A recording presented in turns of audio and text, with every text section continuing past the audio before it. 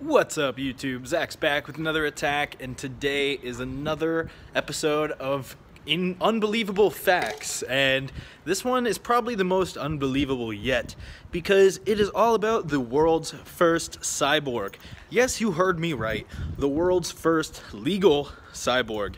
Now, this man is from Britain. His name is Neil Harbison, and he has an antenna implanted in his head, into his brain directly, to be more accurate. And this man actually is able to perceive colors as vibrations because of this. Essentially, he was born colorblind, like severely colorblind. A lot of people, when they're colorblind, they can see things in shades of different colors, or it only affects like one or two colors. This man could literally only see things in grayscale. Everything was shades of gray, like a dog maybe.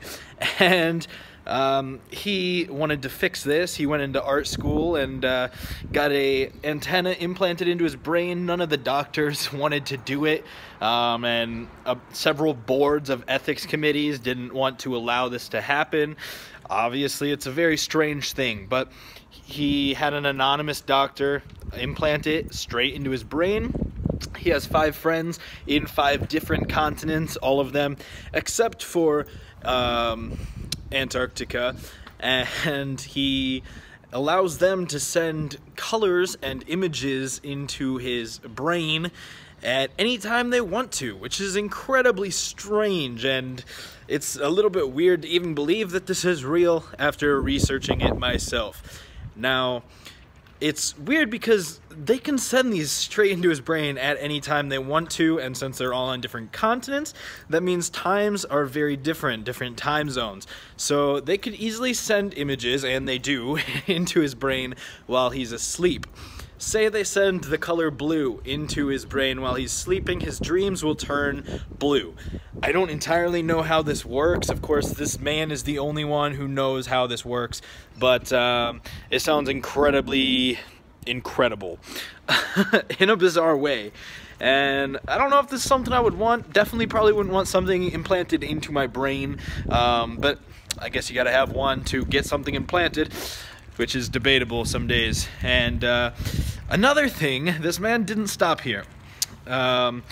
He wanted to travel still. Obviously, he's got friends in 5 different continents, so to get a passport, he needed to obviously pass through his airport's metal detectors, and when you got a giant piece of metal and antenna implanted into your brain, that makes things very difficult.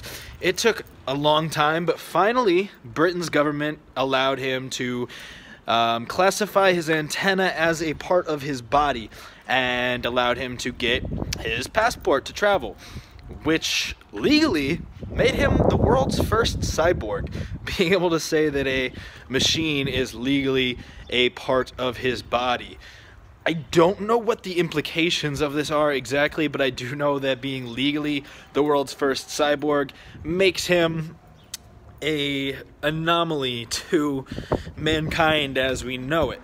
And being the world's first cyborg, he couldn't just stop at an antenna.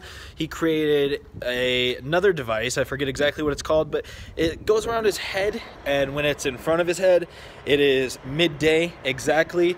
He wants this device to transmit time and basically optical illusions that allude to time and aging into his brain. I don't know entirely how this works, and I don't believe that he's actually been successful with any of this, but in theory, success with this object would allow him to relatively change time and aging within his own reality, within his own perception of reality. There was talk in the research I was doing about time travel, but there's no way that this guy can time travel because he's got something implanted into his brain. I don't think that's how this works. And lastly, he's also got what is called a Bluetooth tooth. Very strange, a Bluetooth tooth. And this is a device that he's got implanted into one of his teeth. His friend, I don't know which continent friend it is, but it is also implanted into his friend's tooth. And they are able to communicate with each other The device allows one tooth to communicate with another tooth, and when you create a sensation on one tooth, the exact same reaction is transmitted to the device implanted into the other tooth. The only way this really works is if you do have one implanted into a friend's tooth as well. Sorry. Because he's got this, he's actually able to communicate with this friend via Morse code. I don't know Morse code. If it was happening in my tooth, I would think I should go see a friggin' dentist, not that my friend was trying to send me a message. So, man, this is really weird. These unbelievable facts are getting crazier and crazier.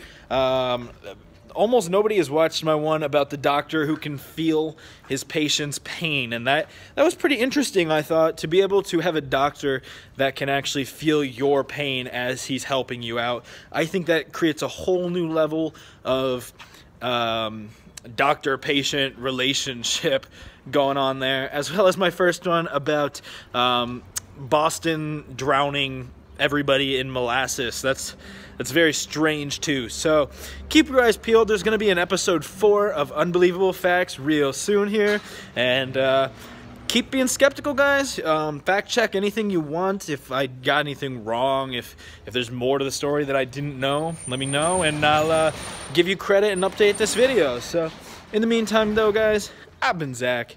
Don't you do crack, and I will catch you in the future.